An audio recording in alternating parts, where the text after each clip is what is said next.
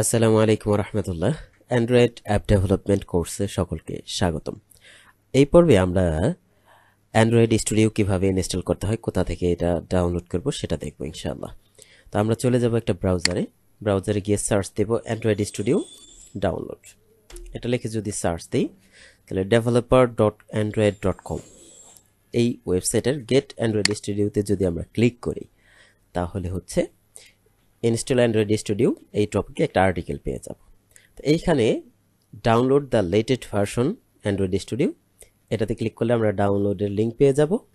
আর নিচে একটু যদি দেখে আসি যে এর জন্য রিকোয়ারমেন্ট হচ্ছে operating system 64 bit Microsoft Windows 8 এর নিচে তারা হচ্ছে এটা সাপোর্ট দিবে না। রিকমেন্ডেড হচ্ছে লেটেস্ট 64 বিট ভার্সনে যাতে উইন্ডোজ হয়, এবং উইন্ডোজের ভার্সনটাও যদি লেটেস্ট হয় তাহলে সবচেয়ে ভালো। র্যাম 8 জিবি র্যাম, তবে 16 জিবি র্যাম হলে ভালো বা এর চেয়ে বেশি। রেজুলেশন 1280x800 পিক্সেল সর্বনিম্ন রেজুলেশন, তবে 1920x1080 হলে সবচেয়ে ভালো হয়।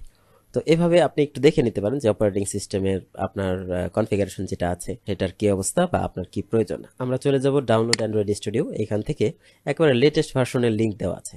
ডাউনলোড অ্যান্ড্রয়েড স্টুডিও ফ্লামিঙ্গো যেটা আছে এটাতে যদি ক্লিক করি তাহলে এখান থেকে টার্মস অ্যান্ড কন্ডিশন আপনি একটু পড়ে নিতে পারেন, উপরে লেখা আছে সব কিছু। আমরা এখান থেকে ডাউনলোডে ক্লিক করব। তো ডাউনলোডে ক্লিক করলে স্টার্ট ডাউনলোডে যদি ক্লিক করি এটা আস্তে আস্তে ডাউনলোড হয়ে যাবে। অলরেডি আমার করা আছে, তো আমরা আর ডাউনলোড করব না, ক্যান্সেল করে দিই।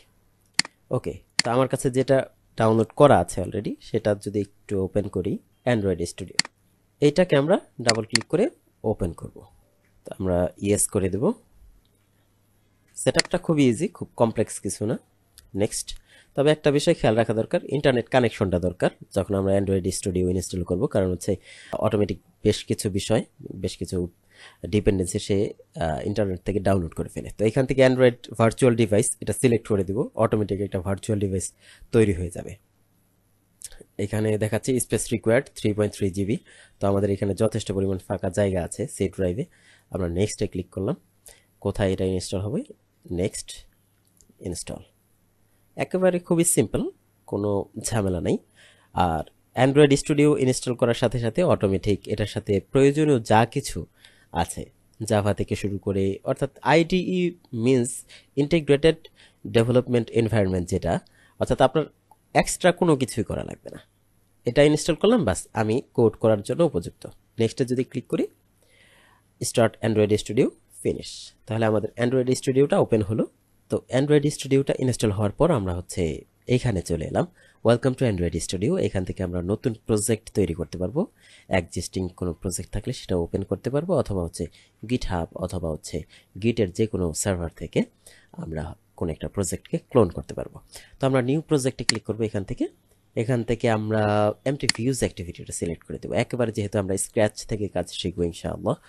তো আমরা হচ্ছে এমটি ভিউজ অ্যাক্টিভিটি এটা সিলেক্ট করে দেবো। নেক্সট, আমরা হচ্ছে অ্যাপ্লিকেশনের নাম দেব। আমরা নাম দিলাম হচ্ছে আওয়ার ফার্স্ট অ্যাপ, এটা লিখলাম। জি ড্রাইভের রুহুল আমিন ফোল্ডার, এর ভিতরে অ্যান্ড্রয়েড প্রজেক্ট নামে একটা ফোল্ডার আছে, তার ভিতরে ফার্স্ট অ্যাপ নামে একটা ফোল্ডার তৈরি হবে, সেটার ভিতরে আমার প্রজেক্টের সোর্সগুলো থাকবে। তো এখান থেকে ল্যাঙ্গুয়েজ আমরা জাভা দিয়ে দিব।